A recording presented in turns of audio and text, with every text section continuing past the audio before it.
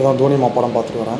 அந்த படத்தை வந்து ஜெகதீஷன் அப்படின்ற ஒரு டைரக்டர் மேக்கர் பக்ரீத் படத்தில் பார்த்துருக்கோம். ஸோ இதில் காளி வெங்கடன் நடிச்சிருக்காங்க. அதுக்கப்புறம் இந்த ஒரு சின்ன நாய்க்குட்டியை வச்சு ரொம்ப அழகாக யதார்த்தமான வாழ்வியல், குளத்தூர் சைடில் இருக்கிற வாழ்வியல் பற்றி காமிச்சிருக்காங்க. ஸோ படம் ரொம்ப நல்லாயிருக்கு. யதார்த்த சினிமா பார்க்கணுன்றவங்க கண்டிப்பாக அந்த படத்தை பாருங்கள், தேட்டரில் மிஸ் பண்ணாங்க. தோனிமா படம் பார்த்துட்டேன். அதாவது ஒரு அடித்தட்டு மக்கள் வாழற இடங்களில் இருக்கக்கூடிய பெண்கள் வந்து எந்த அளவுக்கு வந்து ரொம்ப கஷ்டப்படுறாங்கன்னு ரொம்ப பக்கத்துலேருந்து யதார்த்தமாக பதிவு பண்ணியிருக்காங்க. தனா கேரக்டர் ரொம்ப அற்புதமாக நடிச்சிருக்காங்க. காளி வெங்கட் சொல்லவே தேவையில்ல, வழக்கம் போல் அவருடைய கதாபாத்திரத்தை ரொம்ப அருமையாக பண்ணியிருக்காரு. ரொம்ப ஒரு முக்கியமான படம். குழந்தைங்களுக்கும் இது படம் ரொம்ப பிடிக்கும். அந்த நடிச்சிருக்கிற தோனிமான்ற கேரக்டர் நடிச்சிருக்கிற நாய்க்குட்டியாக இருக்கட்டும், அந்த குழந்தையாக இருக்கட்டும், எல்லாருமே ரொம்ப நல்லா பண்ணியிருக்காங்க. இந்த ஒட்டுமொத்த இந்த டீம் இந்த குரூ எல்லாருக்குமே என்னுடைய மனமார்ந்த வாழ்த்துக்கள். இந்த படம் நல்லா வெற்றி அடையணும்னு நான் வந்து வணக்கம். என்னுடைய நேம் வந்து பிர்லா போஸ். தோனிமா இந்த படத்தை பார்த்தேன், ரொம்ப பிடிச்சிருந்தது. இதுக்கு முன்னாடி நான் வந்து ஜெகதீஷ் சுப்பு சாரோட சிகை படம் வந்து நான் ஒரு ரோல் வந்து பண்ணியிருந்தேன். அவர் எப்பயுமே வந்து இந்த வாழ்வியலுக்கு ரொம்ப நெருக்கமாக படம் பண்ணுறவர். அதுக்கப்புறம் பக்ரீத் படமும் பார்த்தேன். இது தோனிமா ரொம்ப மெச்சூர்டாக இருந்தது ஃபிலிம். இது ஆக்சுவலாக பார்த்தீங்கன்னா இது வந்து லோயர் மிடில் கிளாஸோட அந்த ஒரு லைனை எடுத்து பண்ணியிருக்காரு. ரொம்ப நெருக்கமாக பண்ணியிருக்காரு. இதில் நடித்த அத்தனை நடிகர்களும் வந்து அவ்வளோ நல்லா இருந்தது. ரொம்ப ஆர்கானிக்காக இருந்தது, ரொம்ப லைவாக இருந்தது. எஸ்பெஷலி நம்ம ஹீரோயினோட பர்ஃபார்மன்ஸ் சொல்லுவோம். அப்புறம் காளி அண்ணன் வந்து சொல்லவே தேவைதான், ரொம்ப அழகாக பண்ணியிருந்தாங்க. அப்புறம் அந்த குட்டி பையன் உண்மையாகவே படம் ஆரம்பித்ததுலேருந்து அந்த ஃபஸ்ட் ஹாஃப்லாம் வந்து அவ்வளோ நல்லா இருந்தது. செகண்ட் ஹாஃபும் ரொம்ப பெயின்ஃபுல்லாக போச்சு. என்னுடைய வாழ்க்கையில் நடந்த நிறைய சம்பவங்கள் வந்து இது வந்து கனெக்ட் ஆகிடுச்சு. எனக்கு கிட்டத்தட்ட இந்த படம் ஆரம்பித்தது ஒரு 11 மணிக்கு ஆரம்பித்தது, 10 மணிக்கு ஆரம்பித்ததுன்னு நினைக்கிறேன். உண்மையாகவே அவ்வளோ ஒரு பார்க்கும்போது நிறைய விஷயங்கள் வந்து நான் தான் டைரக்டர்கிட்ட கேட்டேன், எப்படி சார் யூனிட்டை கொண்டு போய் அந்த லொக்கேஷனில் நீங்கள் வந்து ஷூட் பண்ணீங்க? யாருமே அந்த மிகைப்படுத்துகிற மாதிரி யாருமே வந்து அதில் ஒரு நடிகராகவே பார்க்க முடியல, எல்லாத்தையும் கேரக்டராக தான் பார்க்க முடிஞ்சது. கண்டிப்பாக இது வந்து ஃபேமிலியோடு பார்க்க வேண்டிய படம். கண்டிப்பாக தேட்டரில் வந்து பாருங்கள். எல்லாருக்கும் இந்த படம் வந்து பிடிக்கும். நன்றி, வணக்கம். வணக்கம். எனக்கு வந்து பார்த்திங்கன்னா நம்ம தோனிமா படம் பார்த்தோம். உண்மையாக வந்து ரொம்ப நாளுக்கு அப்புறம் நல்ல படம் பார்த்த மாதிரி ரொம்ப ஃபீலாக இருந்துச்சு. ஒரு நாய்க்குட்டியை வச்சு நிறைய படங்கள் வந்திருக்கு, பட் இந்த படம் வந்து வேறு ஒரு தோற்றத்தை கொடுத்தது அப்படின்னே சொல்லலாம். அந்த நண்பர் வந்து விஜே ஜான்சன் வந்து மியூசிக் பண்ணியிருக்காரு, ரொம்ப சூப்பராக பண்ணியிருக்காரு. அப்படி கண் கலங்க வைக்கிற மாதிரி தான் நிறைய காட்சிகள் வந்து அமைச்சிருந்தாங்க. டேரக்டரும் வந்து பக்ரீத் படத்தோட டேரக்டர் நினைக்கிறேன், ரொம்ப சூப்பராக பண்ணியிருந்தார். ஃபேமிலியாக வந்து ஜாலியாக பார்க்கலாம். கண்டிப்பாக வந்து பெட்டு வளர்க்குறவங்களுக்குலாம் வந்து இந்த படம் வந்து ரொம்ப பிடிக்கும்.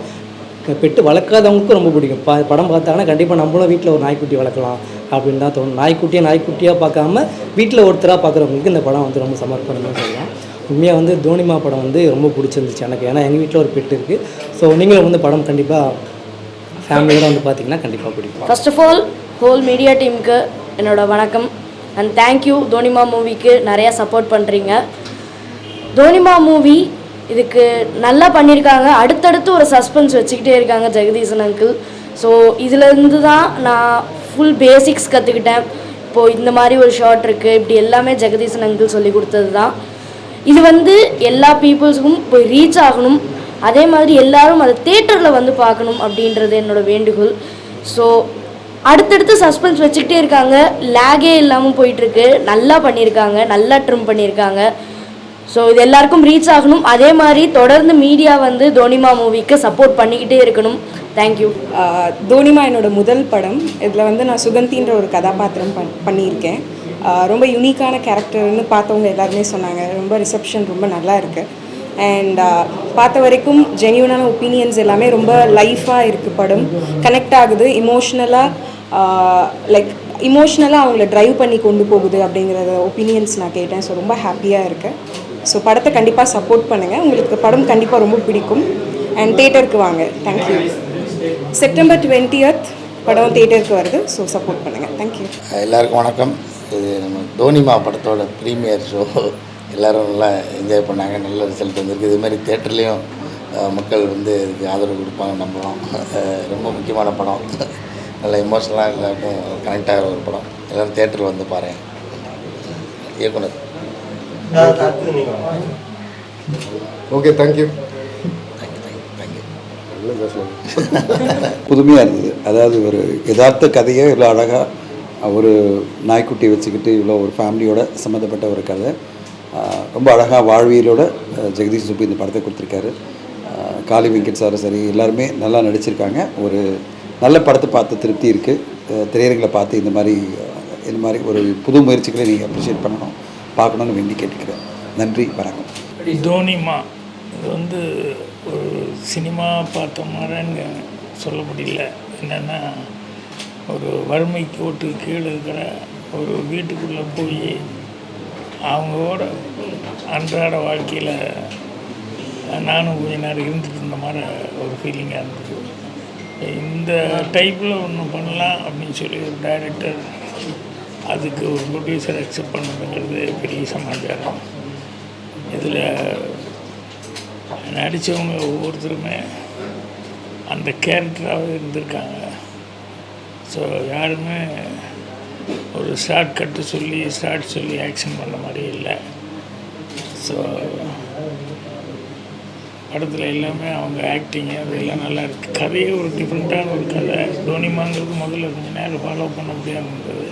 அப்புறம் கடைசியில் வர லாஸ்ட் லைனில் அதை வச்சு ஒரு சின்ன லெசன் மாதிரி சொல்லி ஒரு ரியலைசேஷன் மாதிரி கொடுத்துருக்காங்க.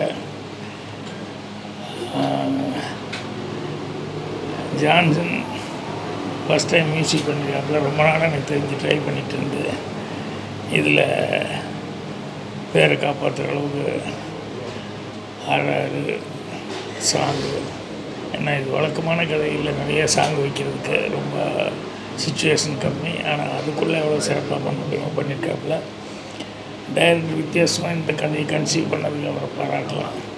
மற்றபடி எல்லாத்திட்டையும் அது அவ்வளோ நேச்சுரலாக எல்லாத்திட்டையும் நடிப்பு டைரக்டரும் வேலை வாங்கியிருக்காரு. அவங்களும் அதை ஃபீல் பண்ணி ரொம்ப வித்தியாசமாக எல்லோரும் நடிச்சிருக்காங்க. அந்த சின்ன பையன்லேருந்து அந்த நாய் கூட எவ்வளோ கரெக்டாக அந்த தோனிமாங்கிறது அவ்வளோ பர்ஃபெக்டாக ஏதோ நம்ம சொல்லிக் கொடுத்து செய்கிற மாதிரி ஆர்டிஸ்ட்டு மற்றவங்களாம் மனிதர்கள் செய்கிற மாதிரி அது கூட அந்தந்த சுச்சுவேஷனுக்கு தகுந்த மாதிரி அதுவும் ஆக்ட் பண்ணிக்குது.